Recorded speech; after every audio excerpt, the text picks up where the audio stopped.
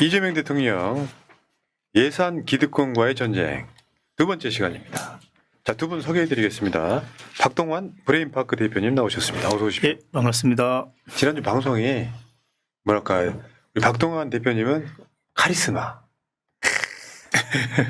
왠지 저분이 말하면 거짓말이 없을 것 같은 박동환 대표님 모셨고요. 실제로 재정 전략 간담회 실제 주역이시고요. 이재명 대통령 전 메시지 실장이기도 하십니다. 자, 이재명 대통령 묻으신 분이에요. 자, 그리고 김혜민 대표님이신데 국민의힘 해체행동 네. 광명 촛불행동 상임대표십니다. 네. 안녕하세요. 어서 오십시오. 네. 국민의힘 해체하고 있습니까? 아, 이제 고발 계속 하고 있습니다. 조이대 고발했고, 장동혁 고발했고, 아. 예, 고발 전문으로 그러니까 촛불행동 집회에 가끔씩 올라가서 발언도 하시잖아요. 예, 예, 맞습니다. 연설도 잘해. 아, 연설 못하는 분들. 아, 네. 잘해요. 아니, 너무 잘하셔가지고. 아니 네, 제가 할 말이 그렇지 않아도 없습니다. 지금 거기서 지금 네. 그 권호혁 대표가 네. 텔레그램 문자를 보냈어. 아, 뭐라고요? 이번 주에 발언 준비하고 계시죠? 촛불행동부터 너무 고생이 많으셨고 네, 맞습니다. 윤석열 탄핵하면 끝나는 줄 알았더니 아니 아직 멀었어. 아직 멀었습니다. 아직 많이 남았습니다. 네. 내가 봤을 때는요 이재명 대표 임기 끝까지 갑니다. 아, 그 주말 집회. 아, 진짜요? 사실 해체시켰으면 좋겠는데. 자, 그리고 어쨌건 지금 그 일회 방송에 이런 게 있었어요. 이런 방송이 있다고? 네. 그런 반응이 되게 많았습니다. 음. 사실 이제 그 재정주권 시민행동에서도 좀 반응이 뜨거웠다 이런 얘기를 제가 들었거든요. 네, 네. 맞습니다.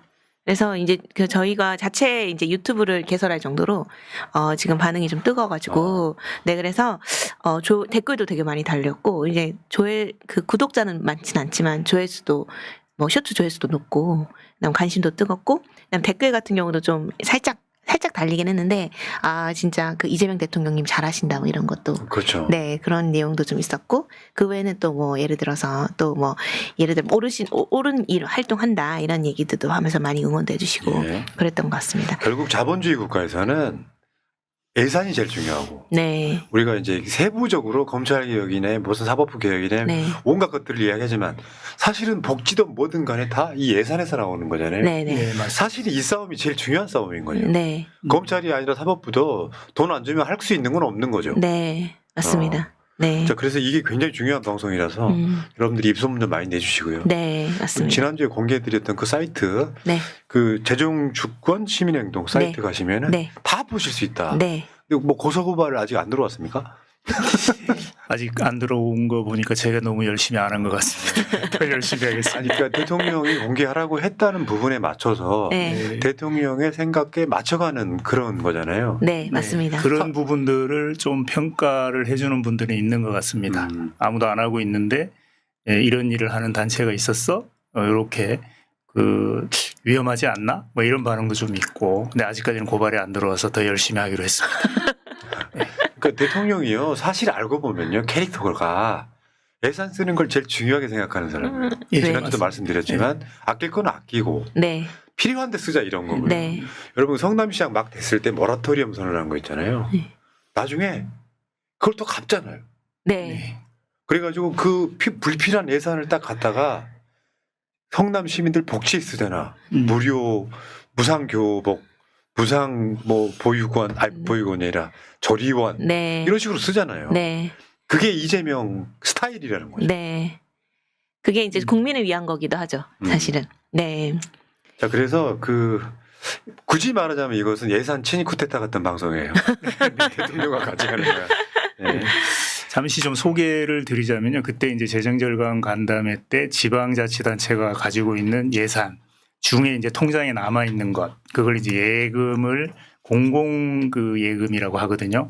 시금고, 뭐 군금고인데 그때 이제 대통령이 싹 다 공개해라. 어떤 지자체는 0.5% 이자, 어떤 지자체는 4.7% 이자 이게 말이 되냐 해서 공개를 하라고 지시했는데 행안부가 전면적으로 공개를 한다고 엊그제 발표를 했습니다. 그 보도자료도 나왔는데 재정절감 간담회 때 대통령이 지시한 것들이 하나하나 실제로 이루어지고 있어서 지자체들이 아주 낮은 예산으로 시민의 세금을 금고에다 넣어놓는 이런 일들이 아마 좀 개선이 될 것 같습니다. 그런 거 하나만 개선이 돼도 약 이자 수익이 1조 원 정도 나오는 걸로 더 예산이 확보되는 그렇죠. 걸로 나오거든요. 이렇게 대통령이 재정에 대해서 알고 관심을 가지고 그런 프로그램을 운영하고 또 공무원들이 그걸 실천한다는 거 이건 아주 중요한 변화다. 그동안에 없었던 일로 생각이 되고요. 상당히 바람직하다고 봅니다. 네. 자, 그리고 하나만 더 말씀드리면 아까 이제 유튜브나 이런 데서 이제 댓글 달린 것 중에서 하나가 대법원의 광주광역시로 이전하는 안에 대해서 추진하자. 땅값도 싸고 서로 유치하려고요? 네, 지방분권에 도움이 된다 그랬는데 저는 이거 되게 중요하게 봐야 되는 게 이번에 대법원 신청사 짓는 거 1조 4천억 건 이렇게 요구해서 박은정 그 의원님께서 이제 지적을 했었는데 그게 땅값만 1조 원입니다. 서초동에. 그게 대법관 8명 늘리는데 8년 이상 걸린다고 주장했어요. 땅을 사는데 1년 이상 걸린다고 했어요. 그러니까 사실은 이거 이렇게 할 거면은 그냥 지방으로 내려가면은 5천억이면 충분히 살 수 있거든요. 1조 더 있고. 5천억 이하도 될 수도 있습니다. 제가 봤을 때 한 3, 4천억이면 네, 그럴 수 있습니다. 그러면은 그렇게 따지면 이런 것도 하나의 재정 절감이 될 수 있거든요. 네, 이런 부분들도 사실은 국민들의 요구를 반영해서, 예. 재정 절감일 뿐만 아니라 이제 가장 중요한 국가 전략이라고 할 수 있는 균형 발전도 동시에 이룰 수 있는 그런 정책이죠. 사실은 5천억까지 땅값 들어갈 일도 별로 없을 것 같아요. 근데 네. 이 이야기 나온 김에 이게 네. 원래는 자기들 대법관 못 늘리게 하려고 한 수작이었잖아요. 네, 그렇죠. 근데 이게 마치 다른 의제 하나가 또 돌출한 거잖아요. 네. 지방분권이나 네. 새로 하나 지어줄게. 지방으로 가. 네. 가장 고질적 문제 중에 하나가 서초동에 판검사들 모여서 끼리끼리 한다는 거잖아요. 네, 그렇죠. 이런 가르텔이어서. 네, 맞습니다. 네. 그 이야기는 그렇고요. 네. 어쨌건 지금 오늘은 이제 사실 법무부나 검찰은 약간 좀 준사법부 성격이 좀 있잖아요. 네. 그들끼리 행정부이긴 하지만. 네, 그래 지금 보니까 법무부 예산 보셨다는 거잖아요. 네, 맞습니다. 네네. 그러니까 지금 사실은 이번 법무부 예산이 이재명 정부 들어 처음 짠 예산이고 네. 올해 쓰는 거는 윤석열 정부에서 짠 거고 네, 맞습니다. 네. 차이점이 뭐예요? 근데 보니까 사실은 2025년도 예산을 토대로 2026년도 예산이 만들어져서 지금 국회에 넘어가 있는데 워낙 시간이 짧아가지고요. 실제로 윤석열 정부가 수립해 놓은 예산들을 많이 바꾸지는 못했고요. 예를 들어서 이제 검찰 개혁을 하면 수사 기소가 분리가 되잖아요. 그러면은 검찰 특활비나 이런 문제들도 이제 수사에 필요한 특활비라는 것들이 사실은 많이 줄거나 없어져야 되잖아요. 근데 아직까지 2026년 예산에 그대로 들어 있습니다. 그래서 국회에서 할 일이 되게 많죠. 국회에서 그럼 넘어오면 네. 예산 짤 때 원래 그런 경우 있잖아요. 넘어오면 알아서 깎을 걸 하고 그냥 던지는 일종의 복부 대산인 거죠. 네. 작년에 했던 네, 거랑 거의 그렇죠. 비슷하게 던지는. 그렇죠. 그렇긴 한데 이제 검찰 개혁과 관련된 예산들은 사실은 예측을 못한 거고 금년 5월 말에 부처가 넘긴 예산이 그대로 지금 국회에 가 있다고 보시면 되는 거죠. 예. 네. 그래서 이를테면 지금 기소권은 수사권은 행안부 산하의 신설기관인 중수청이 맡아야 되고 기소권은 법무부 산하의 공소청으로 각각 이관되잖아요. 예. 그러면 수사에 대한 예산은 행안부로 가야 됩니다. 예. 근데 지금 수사에 대한 예산이 잔뜩 들어있어요. 법무부의 예산에. 그래서 저희는 검찰개혁을 이제 1년 안에 하기로 했으니까 내년 9월부터 하는 거거든요. 그러면 그렇게 따지면은 저희는 지금 당장 예산을 변경을 해야 됩니다. 그렇네요, 진짜. 네. 그러니까 사실은 거의 비슷하게 갔다. 네. 그런데 사실은 이게 지금 수사기소 분리가 돼서 내년 9월 달이죠. 네. 1년 만에 이제 네. 없어지는 상황이고. 네. 그럼 수사에 관련된 예산들은 상당수 빼야 되겠네요. 네, 다 빼야 됩니다. 그러니까 이제 그렇죠. 1년 중에 3분기는 검찰이 이제 쓰고 그다음에 나머지 9월 달에 넘어가면 이제 3개월은 또 이제 경찰이 써야 되는 그런 상황이 되는 거죠. 네. 그러면은 이제 전면적으로 예를 들면 특수활동비라든지 특정 업무 경비라든지 이런 것들 다 이제 조정을 해야 되는 거죠. 네. 그러니까 이게 지금 그게 지금 수사기소권 분리가 반영이 안 돼 있는 안 돼 것이 네, 안깝다. 안 돼 있다. 네. 이게 뭐지요? 전면 재검토해야 되고 검찰 개혁을 할 의지가 있다라고 하면은 이번 11월에 예산안 심의를 할 때 제대로 다뤄야 된다. 예. 네, 저는 이 부분을 국회에 좀 강하게 요구하고 싶다. 근본적인 변화가 좀 필요한 상황입니다. 그렇네요. 그러니까 네. 이 검찰 개혁이 반영이 안 된 상태. 물론 네, 국회에서 그런 부분들을 어느 정도 깎겠죠. 깎는 권한만 있으니까. 네, 깎는 권한도 있는데 사실은 이건 이전해야 되는 지금 화면 나오신 거 보면 지금 2026년 예산에 보면은 지금 수사에 대한 내용이 잔뜩 들어 있습니다. 지금 검찰 활동이라고 아, 해서. 그렇네요, 진짜. 네, 이거 중에 상반기에 쓸 건 쓰고 하반기에 쓸 거는 행안부로 넘겨야 됩니다. 네, 그것까지 같이 계획을 세우지 않으면 검찰 개혁이 흐지부지 될 수 있는 거죠. 지금 이제 보여주는 게 이제 그 특활비하고 관련된 거거든요. 특활비는 2025년 예산 때 그러니까 이제 민주당이 야당이었을 때 80억 정도를 삭감을 했죠. 80억 거의 전액. 그다음에 이제 특정 업무 경비라고 507억 정도를 삭감을 했었습니다. 그랬는데 2026년 예산에 또 그대로 올라와 있거든. 지금 현재로는. 아. 예. 근데 이제 지금 보시는 것처럼 특활비나 특정 업무 경비가 사실은 뭐 검사 떡값, 명절 떡값으로 쓰인다든지, 그 다음에 뭐 실제로는 업무 추진비로 써야 될 회의비, 밥값 이런 걸 갖다가 특정 업무 경비로 쓴다든지 특경비라고 하는데 그런 일들이 되게 많았죠. 논란도 많이 됐고, 그 박은정 검사가 이제 그 동부지검장으로 갔잖아요.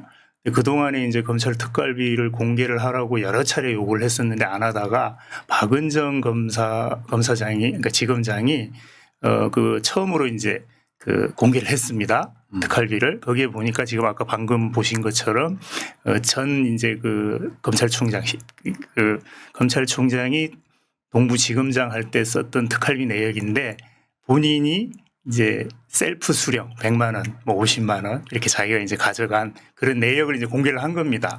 그래서 특활비 공개를 못 한다. 왜냐하면 수사 기밀이나 이런 것들이 포함되어 있어서 못 하겠다라고 했는데 사실은 뒤져 보니까 주로 이제 명절 때 직원들 뭐 바깥으로 나눠줬다든지 본인이 저렇게 이제 셀프 수령을 해갔다든지 이런 걸로 드러났어요.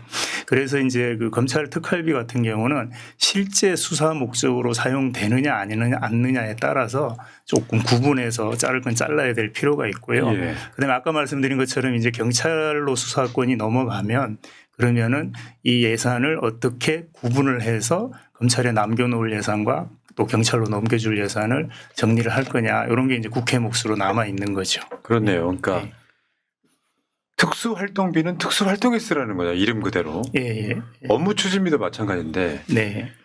이 사람들도 제일 골 때리는 게 이제 무슨 한우 집가 가서 소고기 엄청 많이 먹고 네. 한번 결제할 때 또 쪼개기 결제하고 네. 네, 맞습니다. 예. 제가 기억나는 것 중에는요. 이제 소위 떡값이라고 그래서 명절에만 특활비를 뿌려요. 네. 수사에 쓰는 게 아니고 명절에 약간 보너스 개념으로 줘요.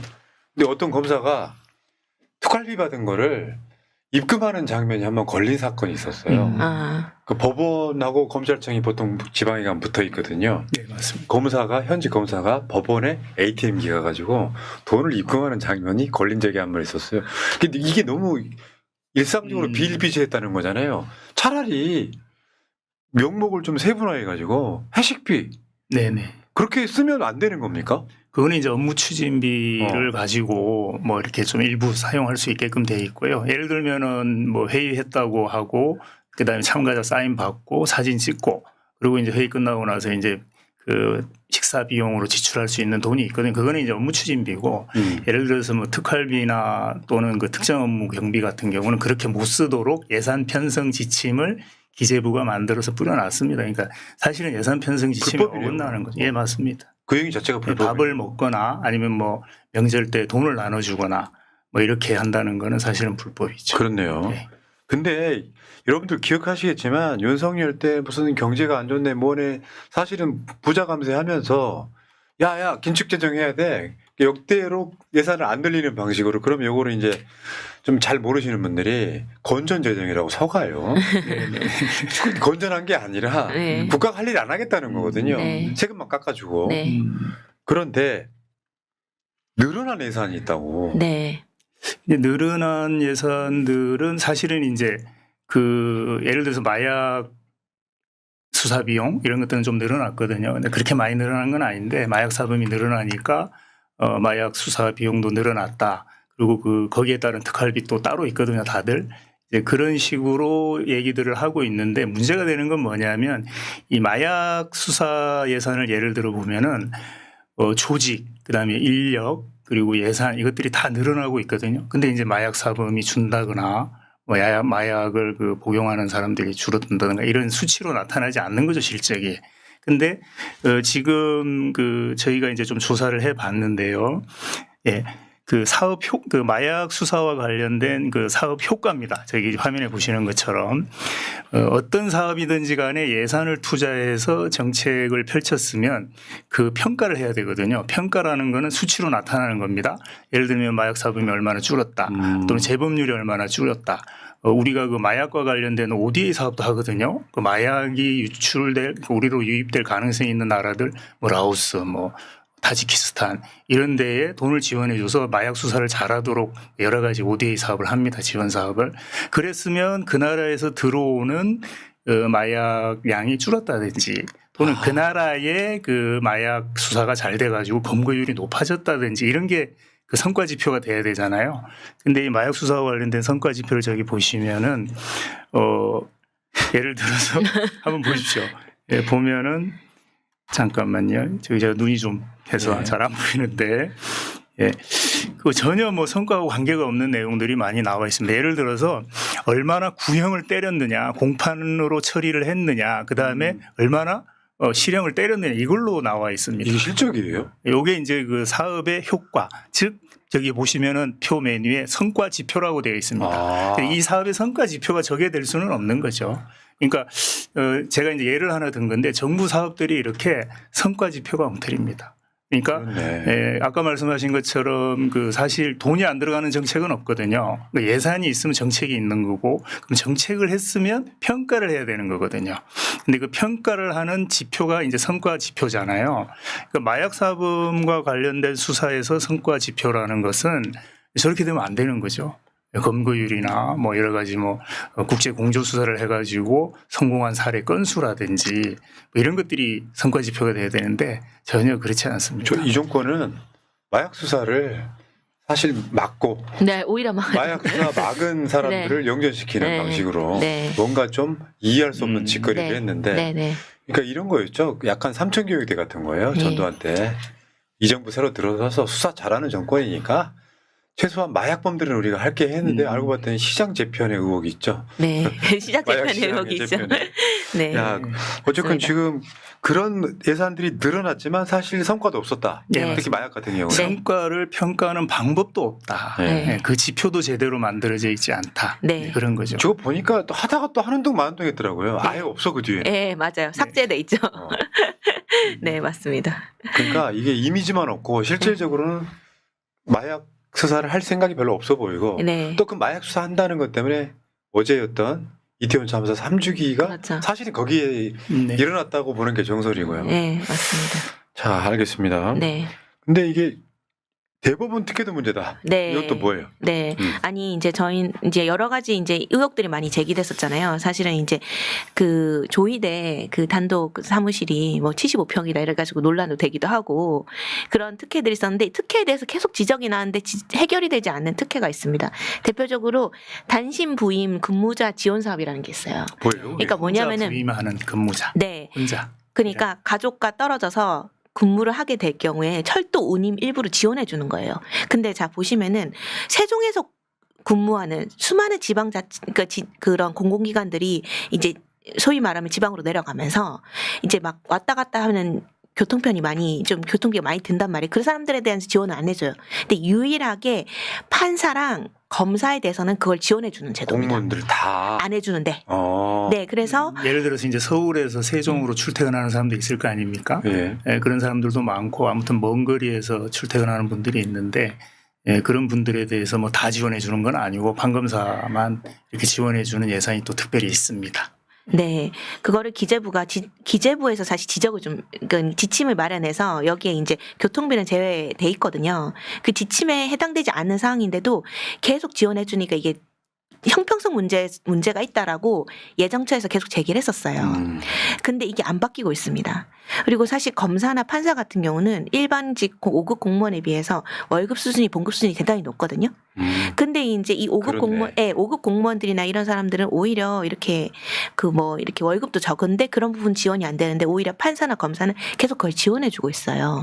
그래서 이 부분에 대해서 지적을 했는데 안 바꾸고 있습니다. 오히려 이번 예산에 오히려 1억 원을 더 늘렸습니다.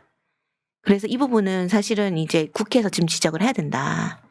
라고 생각을 좀 하고 있습니다. 이래서 판검사 하는구나. 네. 네. 우리가 계속 그렇죠. 이야기하는 게 니들도 그냥 공무원이야. 네. 예를 들면 특검에 파견 나온 검사들한테 네. 니들 그냥 공무원이야. 네. 명령을 따라야지. 네. 하기 싫으면 그만둬야지 이 네. 이야기거든요. 네. 네. 근데 진짜 특권층이라네요. 보니까. 네. 네. 네. 맞습니다. 이 사람들은 뭐예요? 어떻게 뭐라고 불러야 돼요? 그러니까 뭐 사실 잘못을 저질러도 기소도 안 되고 그렇죠? 재판도 안 받고 그게 지금 사실 말하면 대한민국에 특권층이 존재하는 거죠, 사실. 기소율 0.1 뭐 0.1인가 뭐 그렇잖아요. 네, 맞습니다.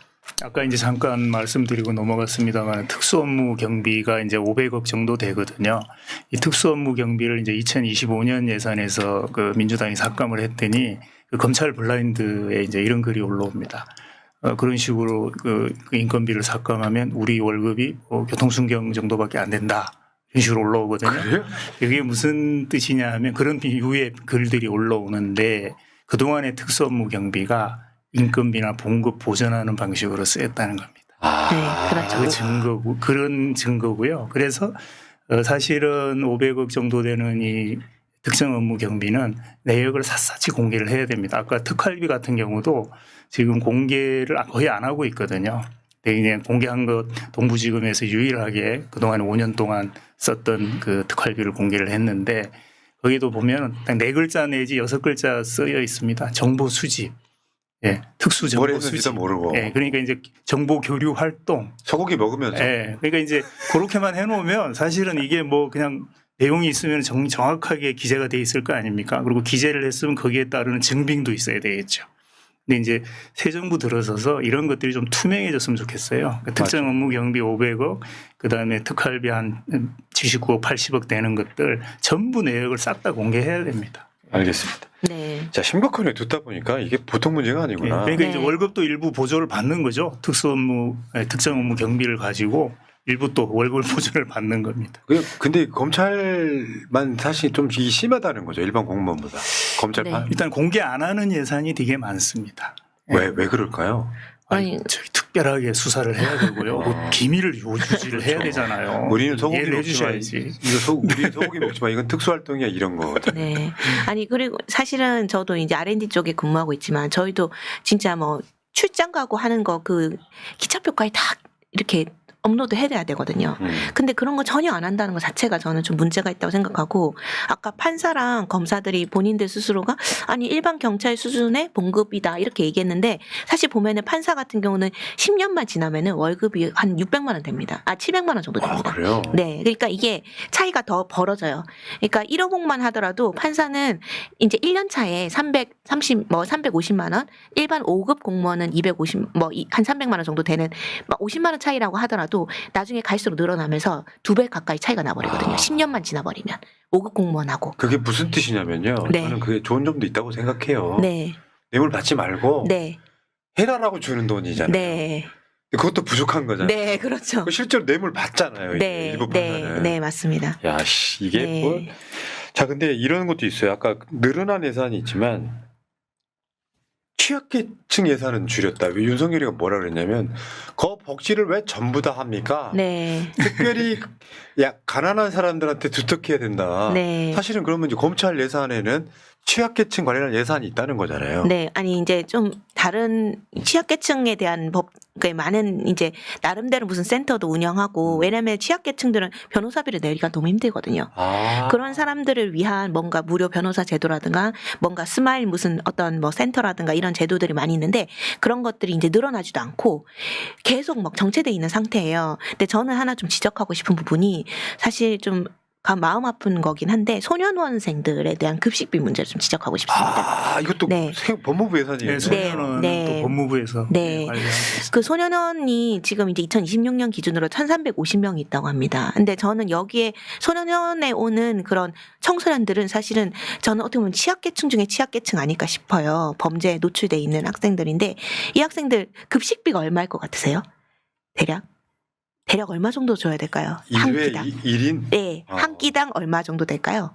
어느 정도는 줘야 될까요? 제가 봤을 때는 한 최소한 3, 4천 원 줘야 되지 않아요? 제 느낌이에요. 그렇죠. 3, 4천 원 줘야 돼. 근데 이게 윤석열 때 하루에 7천 원 정도밖에 안 됐어요. 하루에 네. 세 끼면 끼면은 세 끼에 7,000원인 거죠. 한 끼에 한 네, 2,300원. 네. 그러니까 윤석열 때 네. 명절 특식 비용을 없앴다고. 네. 그래서 그 재소자들이 되게 화를 냈어요. 네. 그 본인도 특식을 못 받았다고. 네. 이런 회사를 왜 깎죠? 예, 그러니까 깎다기보다는 늘리질 않고 하다가 이제 지적을 받으니까 조금씩 늘어가고 있는데 지금 이번에도 많이 늘긴 했지만 지금도 사실은 하루에 8,679원입니다.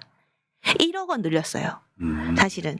그러니까는 저는 사실은 이게 8,600원이면은 세 끼라고 하면은 사실은 너무 적은 3,000원도 안 되는 비용이거든요.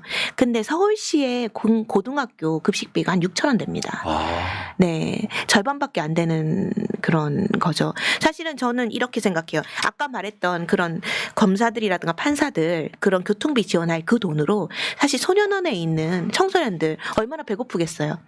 여기 급식비를 늘려야 되는 거 아닌가. 아니, 그러니까 네. 이렇게 생각해. 긴축 재정이라는 걸 해서 네. 다 줄이면 줄이는 거 거기까지 이해할 수 있어. 네. 자기들 비용을 올려. 네.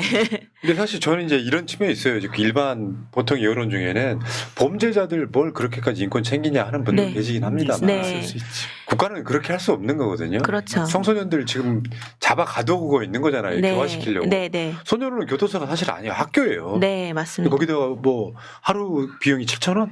네. 하루. 네. 한참 먹어야 될 때 좀. 네, 이제 8,000원. 네. 본인들 건 올리고 이건 네, 깎고. 네. 근데 그게 이제 일종의 이제 뭐랄까요 앞뒤가 안 맞는 네.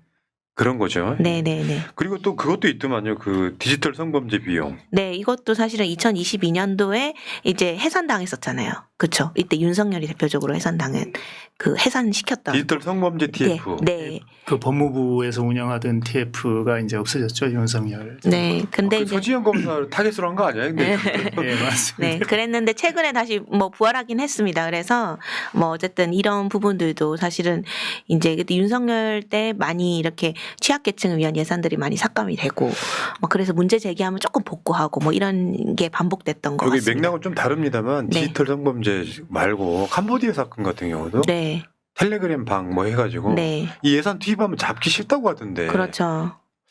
자 그렇고요. 그러니까 이율배반적인 사람들이에요. 네, 내 이익만 꾸준하게 챙기면서 사실은 좀 정보력 떨어지는 분들은 계속 잘못된 정보로 가스레이팅하고 이건 건전 재정이야. 네, 건전해야 돼. 네, 이 최근에 그 이재명 대통령의 소비 쿠폰이 네, 경제 성장률에 상당히 기여했다는 데이터까지 나오고 네. 있지 않습니까? 네, 맞습니다. 돈은 그럴 때 쓰는 거죠. 맞습니다.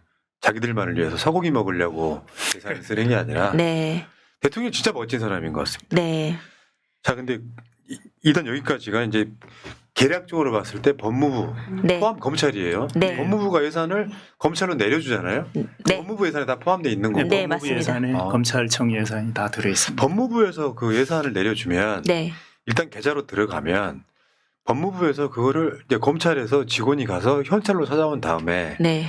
그 검찰총장 방에 있는 금고에다가 놓고 쓴다면서요. 그런 경우가 지금 보도로 내가 본 적이 있었는데 현찰로 봉투로 주는 네. 특활비를. 근데 저는 이제 이 예산 구조를 보면서 좀 특이한 게 보통 그 청이라고 하는 데들은 그 부처랑 분리돼 있습니다. 근데 이상하게 검찰청은요 법무부하고 포함돼 있어요. 그러니까 검찰이 있고 법무부 거의 그런 식으로 돼 있습니다. 특이하죠. 원래 이제 법무부는 검찰을 문민 통제해야 되는 곳인데 네, 검찰이 법무부를 네. 지휘하는 시스템이었어요. 네, 네 그렇게 돼 있습니다. 근데 그래도 이제 민주정부 들어서면 많이 바뀌어요. 그게 네, 바뀌어야 구성원들이 됩니다. 검찰 출신보다는 일반 변호사들이 많이 들어가는 구조인데 네, 그것도 잘 어렵다는 거죠. 사실 다 네, 빼버리기가. 네, 맞습니다. 자 그리고 지금 지난주 방송에서 그 친일파 재산환수 이야기도 잠깐 했는데요. 그 재산환수를 전혀 하지 않았다. 그러니까 네, 예산에도 그게 편성이 돼 있는 거죠. 네, 이 예산에도 그 일반적인 이제 저 경상경비 활동 뭐 이런 것들로 다 나눠져서 들어 있는데 그 친일파 재산 같은 경우는 애초에 이제 2006년부터 9년까지 친일재산조사위원회가 활동을 했거든요. 근데 상당히 이제 복잡한 문제입니다. 그렇기 때문에 조사 기간을 좀 더 늘렸어야 되는데 너무 짧게 해가지고 실제로 제대로 된 그 확인도 좀 부족했고요. 그다음에 그 확인한 것 중에 환수한 금액도 좀 적었습니다. 그러니까 예를 들어서 한 2,300억 정도를 환수할 수 있겠다 생각했는데 실제로는 한 840억 정도 밖에 환수를 못했고 그래서 한 1,500억 정도가 남아 있었고 근데 그 당시에 그 친일조사위원회가 친일 재산을 조사를 할 때 여러 가지 제약 조건이 많이 있었습니다. 예를 들면 그 친일 행위를 한 본인 것만 그 다음에 그 일본으로부터 자기를 받은 그 시점 그러니까 그 전에 친일 행위를 엄청 했기 때문에 재산을 늘려왔고 그 다음에 자기를 받았을 거 아닙니까? 자기를 받은 시점 이후부터 소유했던 재산.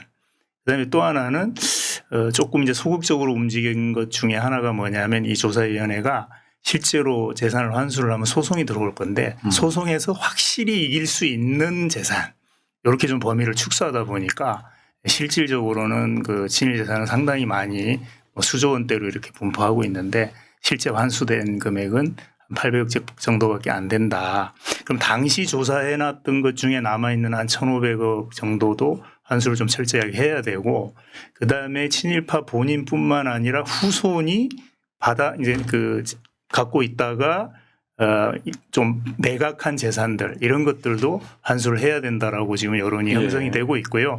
법무부가 최근에 이제 그 친일파 중에 한 분 그분 재산을 환수를 하는 절차에 착수했습니다. 그동안 이제 윤석열 정부 때는 법무부가 친일 재산을 조사를 해서 환수한 건수가 한 건도 없었고요.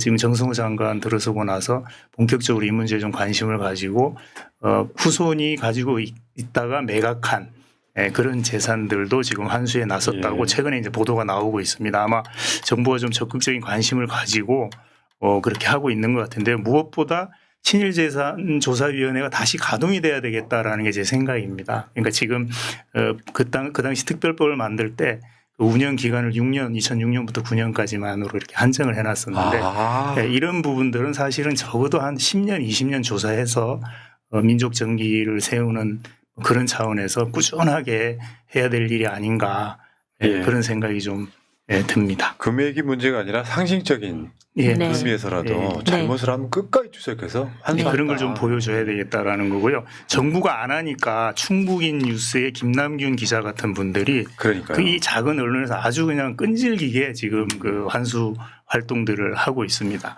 그러니까 예를 들면 이제 그 법무부에서 좀 해야 될 일이 있는데요. 옛날 토지대장 그다음에 국가기록원에 보유하고 있는 이 토지 자료 이런 것들을 전부 조사를 해야 됩니다. 그러니까 국가가 적극적으로 가지고 있는 자료를 DB화 해가지고 AI 기술이나 이런 것들을 활용을 해서 쉽게 찾아낼 수 있게끔 한 장 한 장 그 토지대장 때로 당기면서 하는 이런 방식 말고 만약에 뭐 AI를 활용을 해가지고 공공 AI 뭐 30대 과제 이런 것들을 신정부가 한다고 그래요. 그럴 때 이런 것들 친일재산 환수를 위한 어떤 AI 기술 개발이라든가 이런 것들도 좀 있어야 된다고 생각합니다. 알겠습니다. 그래도 좀 저는 이건 정상화라고 봐요. 진보 보수 정권은 할 것 없이 무조건 해야 되는 일인데 조금씩 정상화되는 것 같습니다. 저들은 아예 안 했다 이거고요. 그리고 이제 예산 관련해 가지고 정부가 환수하거나 납입해야 되는데 제대로 안 되고 있는 것. 그 다음에 지출 구조 조정이 필요한 거 뭐가 있을까요? 가볍게 한번. 일단은 변상금이 있습니다.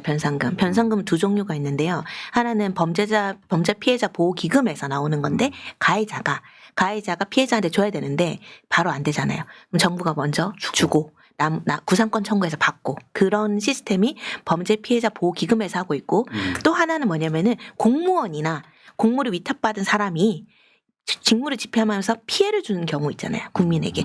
그런 부분에 대해서 정부가 먼저 돈을 주고 그다음에 그거를 청구하는 거거든요. 근데 범죄 피해자 보호기금은 변상금을 잘 받고 있어요. 그거는 구상권 청구해서 잘 받습니다. 그거 한번 지적받았더니 바로 열심히 해서 그거는 수납률이나 이런 것들이 막 100% 넘어가요. 보여줘봐요.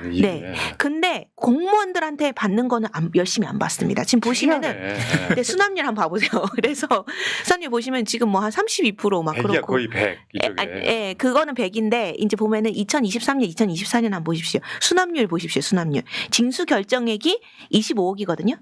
그러면은 25억 중에서 수납액은 지금 1억이고 막 그래요. 아이고. BC 보시면 돼요. BC 4.5%막 이렇게 3.2%. 제대로 지금 꺾고 있는 거죠. 공무원들한테 못 꺾고 있는 겁니다. 심하네.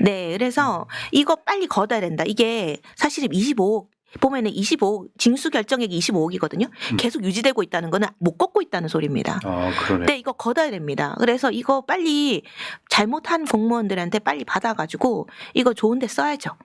그러니까 네. 정부가 이런 일을 열심히 해야 되는 네. 것들이군요. 네, 세금만 맞습니다. 내라고 할 게 아니라. 네, 맞습니다. 네. 알겠습니다. 네. 그리고 또 말씀하실 부분들이 요거는 이제 사회 통합 프로그램 이수제라는 게 있습니다. 혹시 예. 들어보셨어요? 들어는 봤는데 사회 구체적으로 통합이라는 모르죠. 말은 들어보셨죠. 네. 근데 사회 통합 프로그램을 이수해야 된다. 이수하는 제도입니다. 누가 이수를 하는 거예요? 이게 이제 이민자와 이제 결혼 여성, 결혼 가정에 계시는 분들이 한국 사회에 들어왔으면 이제 사회 통합이 돼야 되잖아요. 그러니까 이런 부분들을 법무부가 하고 있어요. 근데 이제 제가 요 얘기를 왜 말씀을 드리냐면 정부 예산 사업 중에 중복해서 여기저기 부서에서 하는 것들이 되게 많습니다. 사업 효과도 떨어지고 하다못해 기초단체부터 시작해서 네, 엄청 많을 것 맞습니다. 같은데. 그래서 법무부가 이런 교육을 하려고 하니까 또 교육기관도 운영을 합니다. 광주에다가. 이제 그런 것들을 좀 지적을 하기 위해서 제가 좀 정리를 해봤는데요. 출입국 관리법에 보면 국제 결혼을 준비하는 사람들에게 정보를 제공하여 행복한 가정을 운영하도록 지원하기 위해서 사회통합 프로그램을 법무부 장관이 운영할 수 있다 이렇게 돼 있습니다. 운영해야 된다는 아니고 그러니까 거기에 맞춰가지고 한 100억 정도의 예산을 편성을 해가지고 운영하고 있는데 사실은 여성가족부에서 하는 사업도 많고요. 지자체에서도 사업들을 다 하고 있습니다. 그래서 이런 것들은 좀 중복해서 진행이 되는 프로그램이 아닌가. 그래서 그런 것들을 앞으로 이제 그 예산 전쟁에서 사실은 각 부처별로 비슷한 사업을 여러 개 하고 있는 그런 것들을 통합했을 때의 예산 절감이라든가 사업의 효율적인 운영이 가능한 이런 것들을 좀 앞으로도 계속 지적을 할 생각인데요. 그 중에 하나로 여가부가 하면 될 일을 이렇게 법무부가 여가부가 또 실제로 비슷한 프로그램을 하고 있습니다. 네. 그런 것들을 법무부가 이걸 할 필요가 있는가 그런 생각으로 정리를 해가지고 왔습니다. 지출 구조 조정을 해야 된다. 네. 지출 구조 조정의 핵심은 중복성 제거입니다. 그러니까 그런 차원에서 이런 사업들이 많다. 아마 이런 종류 예산들이 굉장히 많았어요. 몰라서 그렇지. 네. 어떻게 보면 이런 측면 있잖아요. 공무원들 자리 만들기. 예. 네, 그러니까 기관도 하고 우리 국민들은 이런 게 있었어 처음 알게 되는 거. 네. 그다음에 저번에도 지난 방송 이야기를 했지만 이제 무슨 이렇게 굉장히 많은 것들이 있잖아요. 비슷비슷한 무슨 공공기관부터 시작해가지고 네. 그런 것도 이제 조정을 해야 된다 이런 거고요. 야, 이건 진짜 굉장히 어려운 작업들이처럼 보여요. 저항이 심하기 때문에. 네, 맞습니다. 다 조직들이 있고요. 거기에 사람들이 근무하고 있고 예산이 다 가고 있는데 갑자기 통합해라 이러면은 저항이 심하겠죠. 예. 네. 자, 나는 2회 아직 끝나지도 않았는데 가슴이 답답해요. 할 일이 엄청 많아진 느낌. 네, 맞습니다. 자, 국민주권 예산 굉장히 좀 뻔한 표현 같지만 예산은 우리가 낸 세금으로 만든 거라서 예산 자체는 국민들이 최소한 어떻게 짜여지고 어떻게 쓰이는지는 알아야 된다. 이게 소위 말하면 국민주권 예산이잖아요.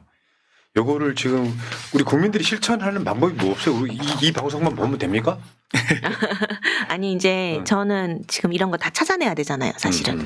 그래서 저는 좀 국민분들께서 예산을 다 보시고 중복되는 거 다 함께 찾았으면 좋겠다. 저희랑. 그리고 말도 안 되는 것들이 너무나 많이 진행되고 있거든요. 그런데 또 막상 안 되고 있는 것들이 있어요. 예를 들어서 이번에 댓글 달아주신 분 중에 하나가 뭐가 있었냐면은 해외에 보면은 한국어 교육을 요청을 하는 동남아나 이런 나라들의 중고등학교, 초등학교 그런 데들이 있습니다. 이제 한국어 배우고 싶다는 거죠. 그러면 한국에서 돈을 들여서 해외에 한국어 교원을 보내줍니다. 근데 그분들의 처지가 너무 열악한 거예요. 처우가. 그래서 오죽하면은 박노자 교수라는 그런 한국 쪽 하는 교수가 있는데 그 교수가 이렇게 자국어를 가르쳐주는 교원들에게 이렇게 낮은 처우를 하는 나라는 한국밖에 없을 거라고 지적할 정도로 처우가 낮거든요. 그런 부분들도 국민들이 요구하셔가지고 같이 요구해서 이런 것들도 예산 확보해야 됩니다. 이런 분들은 어떻게 보면 한국어를 해외에 많이 알려주는 좋은 애국자분들이시잖아요. 그런 것처럼 국민분들께서 저희 홈페이지에 있는 예산안 다 보시고 적극적 의견도 달아주시고 목소리를 내주시면은 저희가 다 모아가지고 국회 전달도 하고 하겠다는. 그렇네요. 네. 그리고 또 말씀하실 부분들이 또 있으신데. 이거는 조금 다른 얘기일 수도 있고 또 국민들이 좀 관계되는 부분이라서 좀 알고 계시면 좋을 것 같은데요.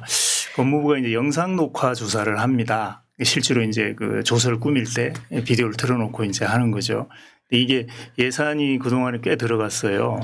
2004년에 이제 처음 시범적으로 도입이 됐는데 전체 그 검찰 그 조사 건수 중에 영상 녹화 조사 비율이 지금 한 5% 이하로 떨어졌습니다. 처음에는 그래도 한 16%, 2017년 이렇게 하다 떨어졌는데 예산은 계속 이제 녹화 시설 그 구입, 그다음에 또 유지 보수 뭐 이런 쪽으로 계속 돈이 들어가고 있어요. 근데 2022년에 이제 그 신문 조서에 그 증거 능력을 인정을 안 하는 걸로 했잖아요. 공판 중심주의로 한다 하고. 피신 조서. 예, 그러면 사실은 이제 그 영상 녹화도 좀 예산이 달라져야 되잖아요. 최소한. 그러니까 이제 뭔가 제도가 바뀜으로써 시설 구입이라든가 장비 유지 관리비라든가 이런 것들이 조금 조정이 돼야 되는데 그대로 계속 지금 있구나. 가고 있습니다. 그래서 내년 예산도 마찬가지로 지금 똑같은 비율로 편성이 되어 있어서요. 이런 부분들은 조금 개선이 돼야 되겠다 싶은 생각이 드는데 예를 들면 진술 조서를 작성을 할 때 AI가 녹음을 했다가 바로 요약해 주잖아요. 그 요약한 내용을 이제 검사, 이제 조사관하고 그다음에 이제 피의자하고 또는 참고인하고 이렇게 검토하고 사인하고 이렇게 하면은 상당히 또 효율적으로 좀 빨리 조사가 진행이 되고 인건비도 좀 줄이고 할 텐데 이런 그 새로운 기술을 도입하는 데 있어서 조금 이 법무부 쪽 검찰 쪽이 좀 약한 것 같아요. 느린 것 같고. 네. 느리군요. 네. 그런 빨리빨리 적용을 못 시키는 거군요. 근데 오히려 이제 그 예를 들어서 이제 이런 그 조사 방법 영상 녹화를 하자라고 했던 건 좋은 일인데 혹시나 뭐 좀 강압적인 수사를 할까봐 이렇게 했었는데 실제로 활용이 안 되고 법원에서 이 공판 중심주의인데 그런 증거는 별로 필요가 없다 이렇게 얘기를 해버리면 예산이 조정이 돼야 되는 거죠. 근데 그런 부분들이 안 되고 있습니다. 이 아직까지. 부분만 것도 저 할 이야기가 엄청 많은 상황이에요, 지금. 네, 이것도 이제 여러 가지 제도 변화에 따라서 예산 사용이 달라지고 바뀌어야 되는데 그렇게 안 되는 그게 내용 안 중에 되는군요. 하나입니다. 네. 네. 자, 알겠습니다. 어쨌건 지금 보니까 이야기를 들으니까 막 스피디하게 지나가는데 그렇게 너무 많아요, 지금. 네. 우리가 모르고 있었던 네. 예산의 비밀 같은 거네요. 네. 그 알겠습니다. 저기 법교육 지원법이라고 있습니다. 혹시 아세요? 교육 지원법이요? 네. 법법이네요. 네, 이제 법에 관한 교육을 하는 걸 지원하는 거예요. 그래서 이 법교육 시설도 법무부가 가지고 있어요. 그 체험 시설도. 근데 이 법이 주로 이제 준법, 법을 지키자라는 쪽으로만 되어 있는데 사실 이 법을 가지고 좀 할 수 있는 아주 중요한 일이 있습니다. 헌법 교육입니다. 그러니까 지금 내란 계엄이 있었고 그다음에 이제 탄핵이 있었고 결국은 헌법을 유린한 사건이잖아요. 그걸 해결하고 들어선 정부이기 때문에 기본적으로 우리 사회가 가장 취약한 것 중에 하나가 민주주의 교육, 법교육입니다. 그중에서도 헌법교육. 그러니까 이 국가 공동체 구성원들이 공통적으로 가지고 있어야 될 가치에 대한 교육이 거의 없습니다. 다행히 만들어 놓은 법교육 지원법이라는 게 있거든요. 그래서 오히려 이런 예산은 늘려야 된다. 그렇네요. 네, 정부, 그러니까 우리가 맨날 뭐 줄이는 것만 얘기할 게 아니라 실제로 시대에 맞춰서 지금 뭐 학생들 극우화 이런 것들 심각하잖아요. 이제 이런 것들을 좀 해결하기 위해서라도 법률 교육이라든가 헌법 교육, 그 중에서도 특히 헌법 교육이 좀 의무화까지는 아니더라도 학생들에 대한 교육도 늘리고 공무원에 대한 교육은 뭐 좀 의무화한다든지 뭐 이런 식으로 그 법무부가 이 헌법 교육에 대해서 좀 관심을 가졌으면 좋겠습니다. 예. 판검사들이 모른다는 그 법, 헌법. 네. 왜냐하면 이게 요식행위라고 생각을 하는 거죠. 네. 사실 그것이 저는 철학이라고 생각합니다. 예, 맞습니다. 자, 그리고 하나만 더 여쭤볼게요. 예산 국민 참여제도 네. 국민이 참여해서 예산을 짤 때부터 우리가 참여해야 된다 이런 얘기인가요? 네, 네, 맞습니다. 방식이 있어요? 어떤 방식으로 해요? 그러면은 저는 사실은 5월 31일까지 부처에서 사실은 소위 말하는 부처 마음대로 짜거든요. 저는 그거부터 문제가 있다. 그래서 예산 짤 때부터 저는 목소리를 내는 그리고 목소리를 반영할 수 있는 제도가 반드시 구축돼야 된다. 그게 1월부터 5월 31일까지가 정말 중요합니다. 그들 입장에서는 불편하겠네요. 불편하지만 네, 대신 저는 각 부처마다 사실 위원회 같은 걸 운영을 하는 것도 좋지만은 사실 국민들 앞에서 허심탄회하게 뭐 타운홀 미팅을 할 수도 있는 거고 각 장관들이. 그러니까 좀 대통령만 하라는 법 있습니까? 그러면 타운홀 미팅을 각 장관들이 예산에 대한 타운홀 미팅을 저는 내년 1월 1일부터 5월 31일까지 한 달에 한 번씩 할 수도 있는 거 아니겠습니까? 저희가 다 공개를 할 거니까 이 공개한 걸 토대로 해서 내년 예산에는 국민들의 목소리가 반영될 수 있도록 해야 된다. 예. 네. 한 가지 더 추가해서 좀 말씀드릴까요? 이제 재정 주권을 구현하는 방법 중에 중요한 게 있습니다. 재정 주권 국민행동 홈페이지에 들어오셔가지고 거기서 그러셨죠. 사업들이 어떻게 진행이 되고 있는지 아까 그 말씀하신 것처럼 결국 정책이라는 건 돈이 없으면 안 하는 거고 돈이 있으면 하는 거거든요. 근데 돈을 가지고 하는 정책들이 어떻게 돌아가고 있는지를 알려면 좀 그런 그 노력들이 필요합니다. 알아야 되거든요. 예. 제가 오늘 말씀드렸던 예를 들어서 특수활동비, 특정 업무 경비 또는 소년원 뭐 이렇게 예를 들면 친일파 치면 예산이 하나도 없거든요. 친일 치면 단어가 안 나옵니다. 그런데 법무부에 예산이 없네요. 그러니까 이제 저희 사이트에 들어가서 그 법무부를 올려놓고 그다음에 검색창에다가 친일 치면 한 글자도 없습니다. 예를 들면은 그러니까 이런 부분들을 얼마든지 키워드 하나로 요 사업 예산들이 어떻게 편성돼 있고 어떻게 평가를 받았고 앞으로 이제 뭐 더 늘릴 건지 줄어들어 가고 있는지 이런 것들 누구든지 알 수 있습니다. 오늘 전화 우리 김혜민 보좌관님이 한 얘기들 이런 건 누구든지 그 사이트에 들어가서 검색만 몇 번 해보면 어떤 문제가 있다라는 것을 알 수 있기 때문에 그런 문제를 좀 잘 보시고 제안들을 좀 흔쾌히 예. 해주시면 그러면은 이 재정 주권이 확립되지 않겠나 그렇게 생각합니다. 여러분 그 채팅창 상단에 고정되어 있습니다. 재정주권 홈페이지 바로가기 가서 한번 구경 좀 해보시기 바라겠고요. 야 아까 그 말씀하신 것 중에 네. 검찰에서도 수사심의위원회 같은 거 있잖아요. 네. 예산심의위원회 이런 거는 없나요? 그런 거를 해야 되는데 그런 게 없습니다. 최소한 네. 방향성은 잡아줘야지. 이거. 네. 네. 아니면은 먼저 국민참여재판처럼 네. 예산 참여하는데 좀 어느 정도 상징성 때문에 그런 거고 네. 디테일하게 보긴 좀 어렵지만 네. 이제 시민단체 같은 데서 좀 전문가들이 보기 시작하면 야, 이 예산 필요 없는 예산 같은데 네. 이렇게 지적을 할 수도 있는 네, 거고요. 네. 네. 네. 그게 좀 더 확대되면 예산이 투명하게 쓰이고 눈먼 돈 사라지지 않을까. 네. 야, 이 시민단체 재정주권 굉장히 중요하네요. 네. 네. 뭐 대통령 직속으로 예산심의위원회를 국민들 중심으로 꾸려서 아직 그런 게 없어요? 네, 그런 게 없죠. 예산심의위원회? 네, 그런 거 만들면 좋을 것 같습니다. 알겠습니다. 네. 자, 이번 주는 여기까지 하시고요. 네. 다음 주는 뭐 할까요? 다음에는 행안부입니다. 행안부. 행안부를 했으면 좋겠는데 저희들 생각에 이제 우리 정상수 소장님을 한번 같이 모셔가지고 조금 더 전문적이고 좀 다른 시각으로 이렇게 우리가 이제 주로 세출에 관해서만 얘기를 좀 했잖아요. 세입 쪽으로도 세입. 세입 쪽으로도 같이 보면서 얘기를 하면 조금 더 이 방송이 더 인기가 있지 않을까 이렇게 생각을 합니다. 네. 저는 방송할 때 이런 게 있어요. 인기도 중요하지만 가치가 더 중요하다. 네. 네. 가치로 따지면 이 방송이 아주 높은 네. 점수를 받아야 가치 합니다. 있는 방송은요. 네. 나중에 역주행합니다. 말초적인 시사 이런 게 아니라 네. 그런 가치를 갖고 있는 사람이라서 네. 나중에 한번 보세요. 이재명 네. 정부 한 3년쯤 지났을 때 다시 역주행을 하게 될 방송이다. 네. 말씀드리고요. 네. 자, 이재명 예산 기득권과의 전쟁 마치기 전에 제이님 댓글만 좀 소개해드리겠습니다. 김동환님과 김혜민님 정말 중요한 일을 해주셔서 감사합니다. 자세히 들어보니 말도 안 되는 예산 운영에 어이가 없네요. 하나하나 꼼꼼히 체크하셔서 정책에 반영되도록 노력해 주십시오. 이럴 때는 화장실이 급해서 못 본 거 죄송합니다. 김혜민 대표님 국힘 예산에 최선을 다해 주십시오. 새날 구독자님 중에 김병철 님이 계시는데 많이 응원해 주실 겁니다 하셨습니다. 본인들끼리 이제 바로 김병철 님이 소개해 주신 분이고요. 자, 감사드리고요. 자, 이재명 예산 기득권과의 전쟁. 이번 주에는 이제 사실 법원, 검찰 뭐 이런 느낌이었고 다음 주에는 행안부로 가겠습니다. 네. 네. 자, 고생하셨습니다. 고맙습니다. 네, 감사합니다. 감사합니다.